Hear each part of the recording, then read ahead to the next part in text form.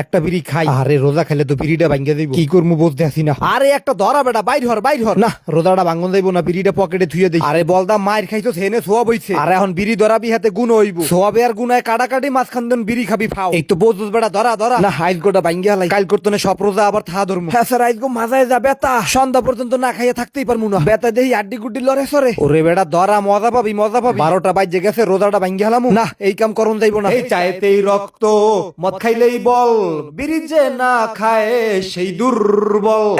এইবার ঠিক আছে, ধরা মনু ধরা। একখান রোজা বাংলা কিছু হইব না। কথা মানু আছে বেটা, 12 বছরে একখান রোজা থায় না। আর তুই তো বেটা রোজা থাও, একটা রোজা বাংলা হইছে কি? এই তো সোনা পাখি লক্ষ্মীটা সুন্দর করে টান দাও। দুমাসার ভেঙেছে ভেঙেছে, রোজাটা ভেঙেছে, সুখ যে লেগেছে ইবলিশের মনে। আইগো রোজাটা ভাঙছি, আর কোনোদিন ভাঙন যাইব না। আল্লাহ তুমি মাফ হইয়া দিও। এ মাউয়ার পর তুই কি কইলি? মুই ইবলিশ বাইসে থাকতে কোনোদিন মাপ পাবি না। মুই আছি তোর